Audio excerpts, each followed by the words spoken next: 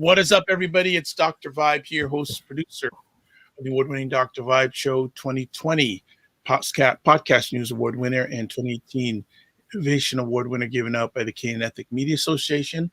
And I host the only online show in the world for fathers and dads that is sponsored by Dove Men Care and Dad Central. Hold on a second. Let me just clear my throat.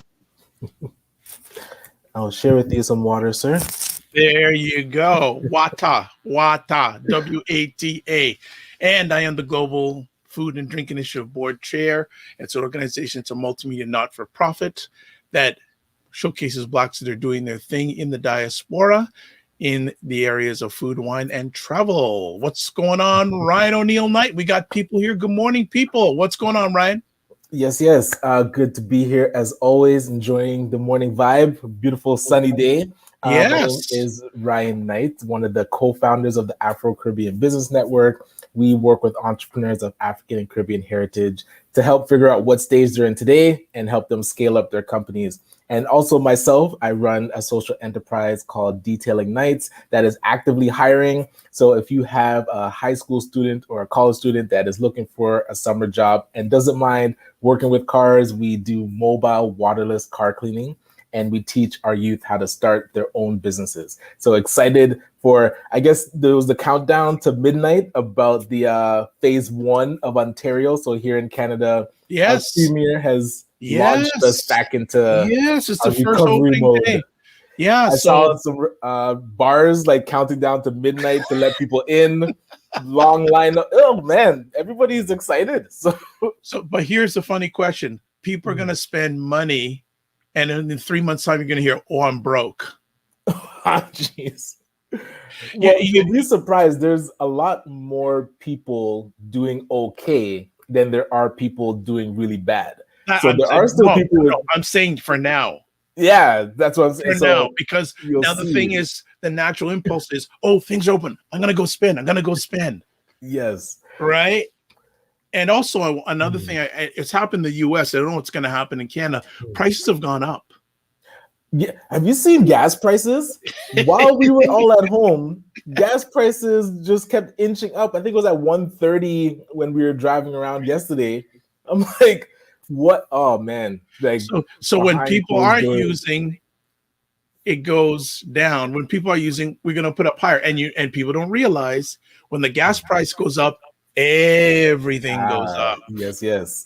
And we're seeing it. Food prices are going up. Just different, I guess, household items are going up. So, like you said, let's see if we actually weathered this economic storm that we've gone through. Because yes, we're opening back, but it might just, when you walk outside and you haven't seen the sun in a while, and you're just like, whoa, what? Like we're gonna be stumbling through the new light that is the new norm that we're going to be experiencing. Yeah, stumbling and bumbling. And our loyal fan Christopher says supply and demand. I call supply and crook, but that's they can call the price they want. Yes. Yeah, it's just going to be really interesting. Yeah, here in the Toronto area, it's much more fresh air. We had some serious heat and humidity. Yes, going on. And also hail, good morning, Natalia Bailey. You haven't seen in a while. Hope everything's going well with you and your family. Well, today, and Ryan's got on tight timeline today, so let's get right to it. A few months ago, we had this gentleman on, and he had a document that he was getting ready to release to the public.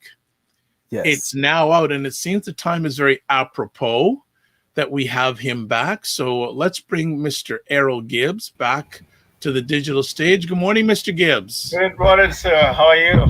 Outstanding, blessed, highly favored, magnet for miracles, and a solution for someone's problem. What's going on with you? Good. Everything is good. It's a good time for an evolution. I wouldn't say a revolution, but an evolution. The way things are happening, like Ryan just said, we are opening up. But we have, as you said, actually we have to look beyond just the next 3 months. What is going to happen in the next 5 years, 10 years, 15 years, 20 years?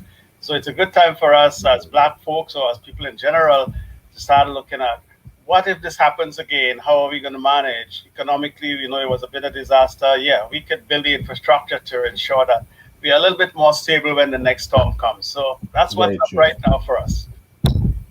And as I was talking about, like walking back out into the sun after being in the darkness for a while, when I read the manifesto, it makes us feel that as a Black community, we've been in the dark for, let's say, the last 50 years. Good, good, good. Like when you were penning this and thinking about the next 50 years, what did that look like to you to say what needs to be done for us not to be in the dark and to actually, like you said, evolve and truly empower the community? Yeah. Well, the first thing I would say is I would like to see different headlines. One of the things that's very evident is I have looked at headlines, and I saw most of you have, back in the 70s, the 80s, the 90s, and today we are seeing the same headlines: anti-racism, employment equity, diversity training.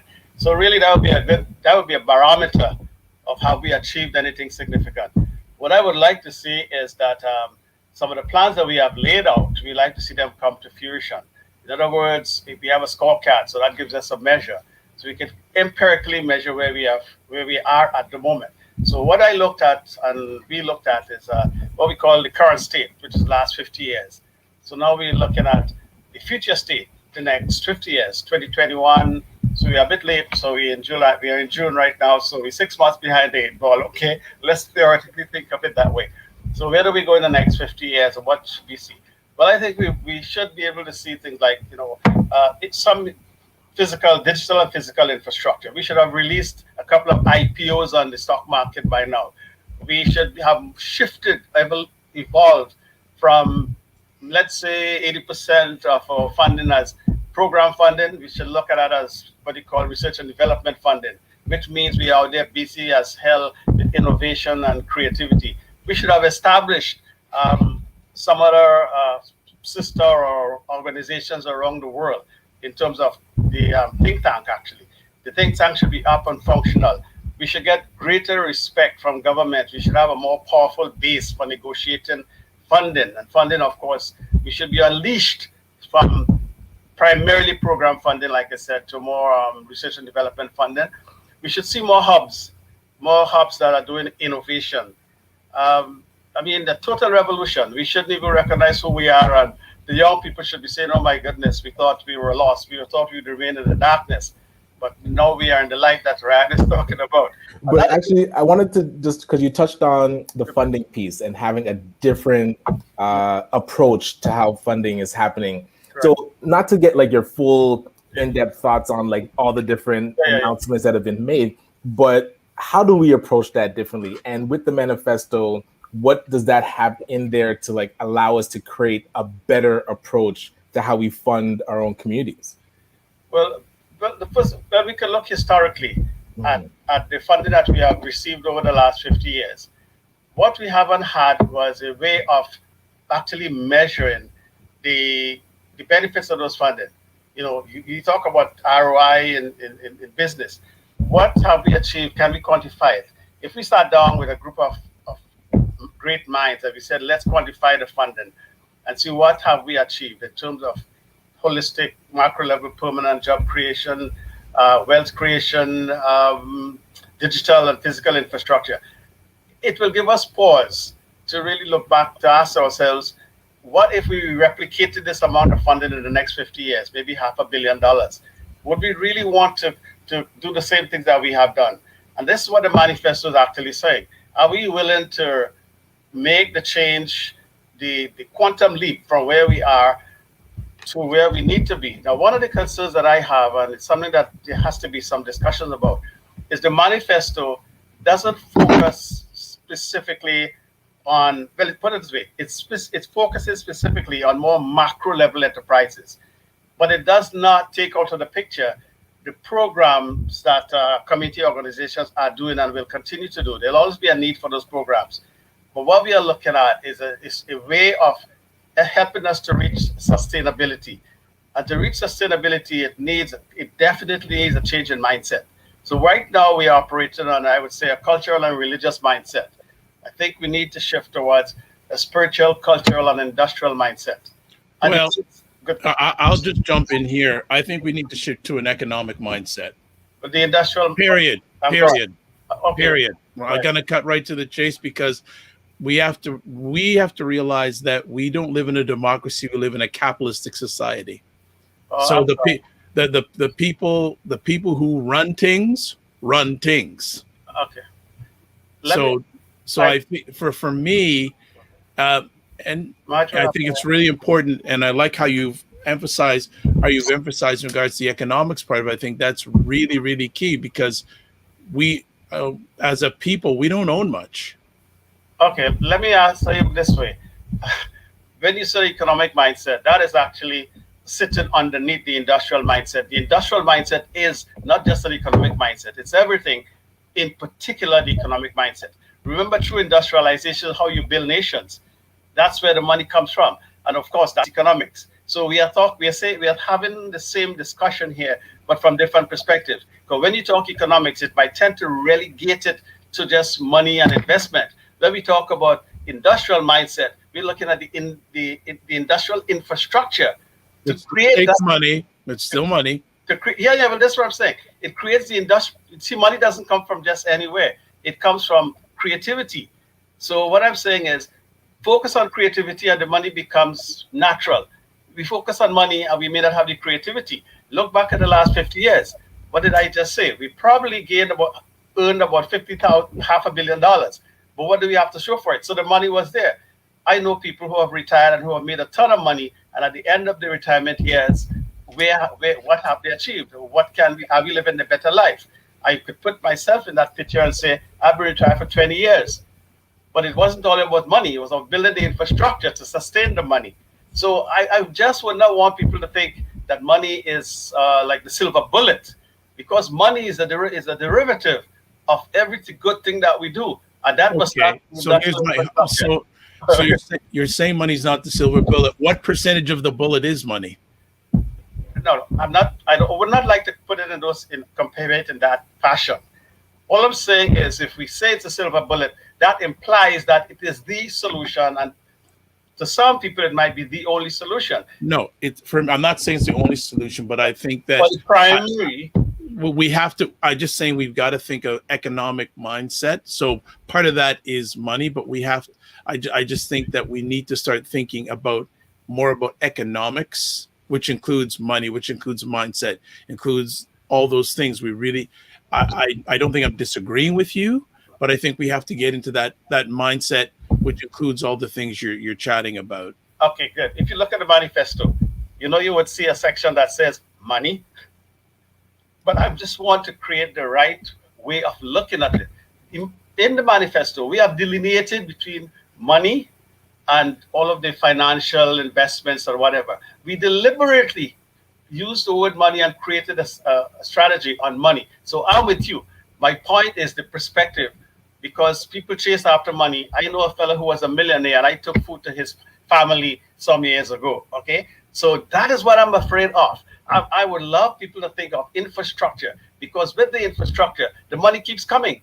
But with money, it could diminish to nothing. But with infrastructure, generations and generations could continue. So that's just the philosophical way of looking at it I'm concerned about. But I agree to you 100%. And that is why in our manifesto, we have a strategy that's called money. So we are on the same page.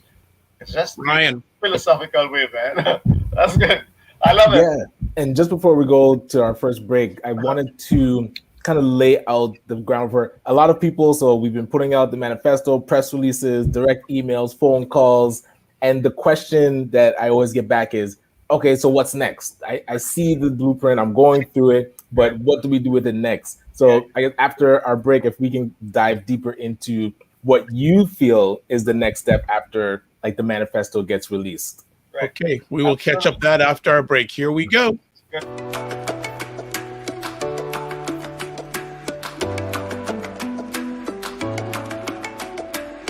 Hi, my name is Ryan Oneil Knight, the founder of Detailing Knights and one of the founding members of ACBN Canada. Our vision is to help unite and educate Afrocentric entrepreneurs so they can grow their businesses in a successful and sustainable way. We're helping businesses increase their sales and operations by providing networking, training, and consulting.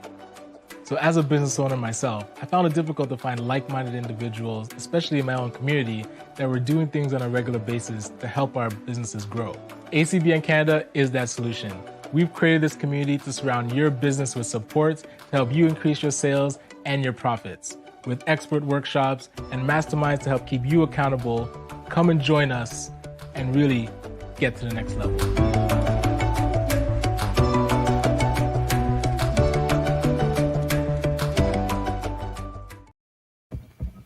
We are back, and we're here with Errol Gibbs talking about the Canadian Black Empowerment Manifesto, and going to continue the conversation. And as one of our main men when it comes to this show, Christopher Lawrence says, "What's next?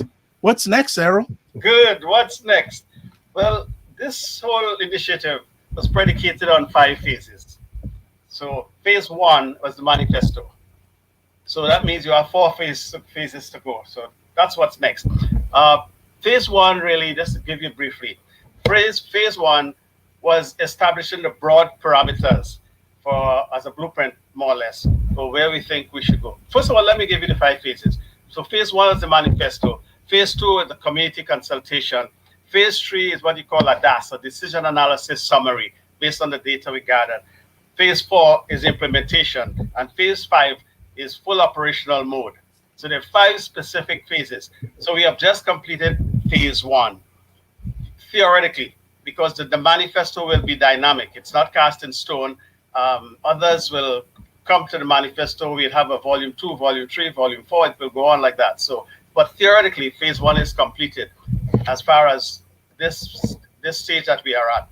What phase 1 looked at is the last 50 years, the next 50 years, 1970 to 2020, 2021 to 2071. It looked broadly at the impediments. What has been impeding us from moving forward? It looked at all the money, not in a quantifiable sense, but it looked in a broad sense at the money that we have received, and we did programs that were needed, but did we have infrastructure? And that's why we are here, because we got the money, we did the programs, we did not build the infrastructure. So these are the things that phase 1, the manifesto, tried to look at. It also looked at establishing a structure or a set of strategies, and we came up with 15 strategies. It could be 20, it could be 100, it could be 10. We felt as an optimum 15 strategies, and some of them are very interested in the way they're put together, and they're more solution-based. We did not need to, but we did look at a lot of the recommendations we've had over the decades. And what we find was too many of the recommendations were replication of previous years. And we look at the headlines today, we see the same headlines we were seeing in previous years. So you know what, something fundamentally is missing, and we needed a new approach. Now, we have done the manifesto, so the next phase, phase 2. What is phase 2? Phase 2 is like community consultation.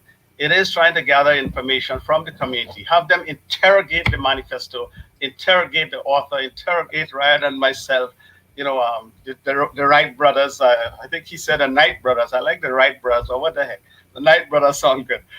Interrogate us regarding the manifesto, its efficacy, its practicality, its functionality, who is it addressing?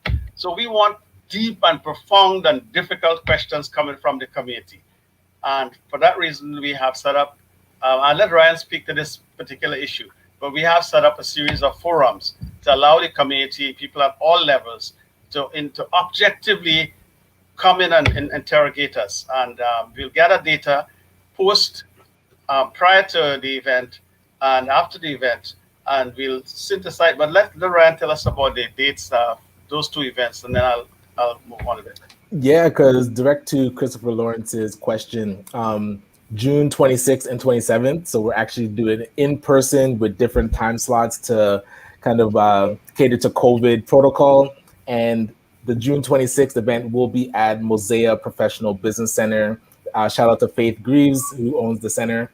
And the Sunday will be at the Black Business Development Hub, which is in Dream Suites. So thank you to Isaac Ololafe for providing that space. So really, it was strategic to have 2 locations that are Black-owned, possible locations of this, the Pentagon that when I talk with Errol, we always talk about, like, how do we create a Pentagon for the Black community? So June 26th and 27th, I'll actually grab the link and share it with Dr. Vibe and put it in the comments so people can register and pick a time slot. So they're hour-and-a-half time slots. And again, so that we can have multiple groups come in at different times and keep it safe. Okay, so question for both of you, since you are involved in this together, is there a online option, or is this meeting's all being done face-to-face depending on the protocols that are existing at that time? There's so much going on behind the scenes. We have so much going on behind the scenes. We are, at this very moment, we have communicated with people at all levels, whether it's government or private sector. And we are also offering them an opportunity to come to their location to conduct the same seminar. So anyone in the community, anyone at any level, you could be a church, a corporation, private citizen, you can put a team together, put a group together, 10, 15 people, again, COVID sensitive, however that might work, whether you have a boardroom, and we will come in and we'll make that presentation. So this 26th and the 27th offers an opportunity for the community at large. But at the same time, we are behind the scenes, a lot of work behind the scenes, actually trying to contact people and organizations to have direct contact with their organization. They can set it up in their environment, and we'll do this throughout the month of June. We hope to tie it up by the end of June. So, okay, but I didn't get my question answered. Is there a online availability of this? Because I didn't hear that in what you said. Online. No. Well, yeah, because we were thinking of ways to stream it, but then people couldn't ask questions. So all right, that will happen for sure. That will happen. That part of it, yeah. My other question I have is timelines, because if there's 5 steps, I could say this is going to take a long time. Well, no, we are 50 years, but let me just go back. I know that's kind of like funny saying that. Well, I you know what, Errol, I hope I live 50 years more. But no, the only reason I said that is really to again change the perspective. And what I mean by that is we in terms of executing what you're saying about, that could happen in as short a time as possible. That's up to the community. But I only said it in jest, saying 50 years to let you know that this is not it's a week now and it's done, or it's a month or 3 months. This goes on, and 50 years doesn't mean it's the end either. It goes on to infinity. But the 50 years are saying we took 50 years to get us here, and we should be totally and absolutely. I'm also looking at the Industrial Revolution, the 4th Industrial Revolution, and in about 50 years, we will be totally transformed. So we have to be different stages of readiness. And I just threw the 50 years in there to say, look, it took us 50 years. Guys, let's keep, when we think about time, let's not think about time in such discrete intervals as months, but let's take it as big stuff. Now, in terms of what you were saying, and let me answer that by saying this. Everything is a predicate of what comes out of those community consultations, from my perspective. And that is, in my engineering background, we use what we call a DAS, a decision analysis summary. So we collect data and we look at feasibility. We look at the reality, whether it's funding, whether it is, can we pull together 15 to 20 great minds to be part of that advisory council? Can we find 3 to 5 analysts types who can help us with all the integration and data mining and all that? No, but beyond all of that technical stuff, which is not so difficult, the question is are we ready to take the leap? Are we ready to evolve? Are we ready to adopt an industrial mindset along with our spiritual and cultural mindset? These are the difficult things. The money is not difficult and all that stuff. No, I don't worry about stuff like that. That, when we put the infrastructure in place, all that comes naturally. The question is the collective mindset. That to me is the biggest thing. The territorial imperatives. Can we get past that? And your opportunity and the community's opportunity is to interrogate us and say, why should we develop a new mindset or an additional mindset to the mindset that we feel comfortable with? This is what we want from the community, to say, why should we have a Black Empowerment Manifesto? And I would say, well, anytime we want to change a society, a system, or behaviors or everything, there must be institutionalization. Education, we have to institutionalize it. Transportation, everyone can drive, stop at wherever they feel like stopping. So we institute a system of checks and balances, which is traffic lights, okay? So everything we do. So The same for Black empowerment. If we want to achieve Black empowerment, then we have to institutionalize it. It will not happen randomly. And that is what we have been doing as far as I've been on the planet. Every man to himself. It's like a California gold rush, okay? What I say to folks, and Ryan and I, that's our big thing, is that we need a Pentagon. So it doesn't matter how powerful each branch, for the 5 branches of the military are. It really doesn't matter. At the end of the day, without a Pentagon, you still hopelessly, you will not win wars. Even with the Pentagon, you have some difficulties winning wars. You know, we cannot go, McDonald's cannot run its operations without a command and control center, without, you know, guidelines and principles and governance. If we take that away, what do we have? We have silos. Well, this is what we have, really. We maybe not realize it, but what we have are organizational silos.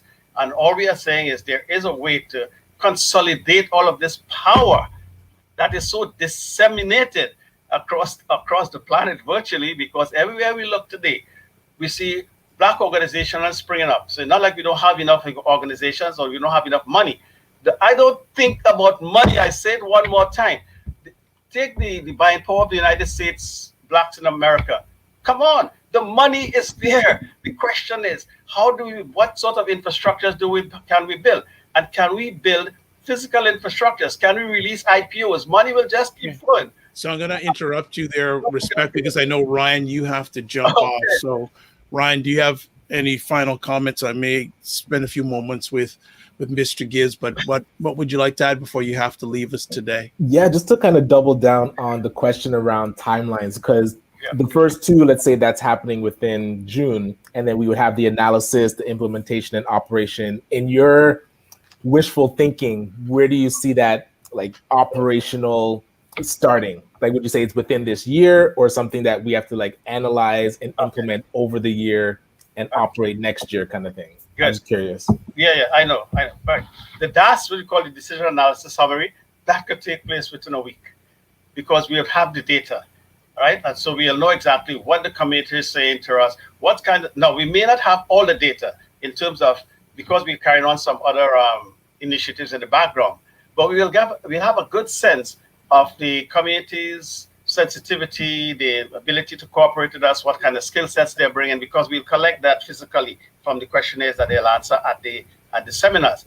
So we will have a good sense of what that is. That could happen in a week. So I would say in the first week of July, it could be a no-go situation, a go-no-go situation. And I really want the community to be aware of that. It could be a go or no-go. Go meaning that now we move to phase 3, and phase 3 is putting together an advisory council. As fast as the advisory council can get together, they can start to work in July. And in July, what we will be looking at is everything from the governance infrastructure, funding, goals, guidelines, communication strategy. All of that could take place. I would say it probably take about 3 months. So I would say July, August, September, because it takes time to get that together, to get these infrastructure together, to write proposals, to look at the legal aspects. How do we interface with 3 types of organizations? And that is something, again, requires some discussion. You have for-profit, profitable, and then we have public-private, right? So we want to be able to address situations in all 3 dimensions. Right now, I think the average person might be thinking of the not-for-profit, because that's the sort of world we live in. And our for-profit world is really the world we live in corporations. Okay, but that's where we make money. All right, I'm gonna have to respectfully stop you because we are short on time today. Just one final thing. Okay. Errol, good. How can people find out more about this? I think Ryan is the communications man behind this. He's putting out some. I am doing some work myself personally. I'm putting out emails and doing my low-level stuff, talking to people in governments and all that stuff. Ryan is doing some of the online digital stuff. So yeah, and then people can call us at any time. In fact, we are open. Ryan and I are open to calls from anyone. What are we doing? Where are we going? We could give them so much more information. One-on-one, like I said, in groups, they have the opportunity. Bring groups together and we'll answer any questions. But anyway, Ryan, you could just. All right. So we'll wrap it up here. Errol, first of all, thanks for taking the time to come on again. I have a feeling you'll be back with us periodically to give us updates on the empowerment journey.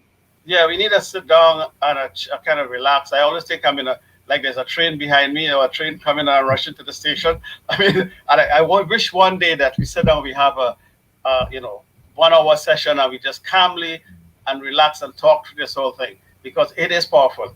It is. I think it's inevitable. It must be done. We don't have a choice. Well, how about we set that up for the Monday after the weekend of the sessions? So that Monday, we can schedule an hour on the morning vibe to say, okay, how did that weekend go? What were the types of questions we were getting? And yeah, I would love to dive deeper into kind of the feedback that we're getting from the community. Okay. Yeah. We can give a preliminary assessment. All right. Yeah. That might be Okay. that should work. Yeah. All right, Errol, thanks again for your time and continued good work, and give yourself grace, because I know you're doing a lot of hard work. Yeah, for sure. Thanks a lot. Thanks. And let me again say that without the right Knight brother, I don't know, this probably would not have happened, because sometimes people discover genius. Sometimes geniuses don't discover themselves or even the work that they do. And it takes someone from the outside to say, look, press on, guy. And that is Ryan Knight. Excellent. Thank you again. Take care. Much appreciated. Mr. Knight, you got a lot going on today as usual. Oh, you're on mute, my brother. Yes, sorry about that. No problem. So I will let you go, because it sounds like you got a very positive, productive day and weekend. So we'll let you jump off, and we'll see you back on Monday. Yeah, and the milkman is back. So if you are looking for milk, you got another shipment. So Faith Greaves from Mosaic Professional Business Center. Actually, it might be 3 refrigerators full of milk, and they don't expire on June 9th. It's a new expiry date. So please get in contact with me. I'm going to be posting on WhatsApp. Pick a time for delivery, and I will see you on the weekend. All right. So everyone, have a great weekend. Well, as always, we'll just close off. Live your life as a dream. If you can dream it, you can make it. Sometimes you have to get small to get stronger. Block assumptions. Aim bigger and better. Aim higher. Aim wider. Love, faith, and respect. And remember to give yourselves grace, and have a safe weekend wherever you are. We'll see you Monday morning. Be well.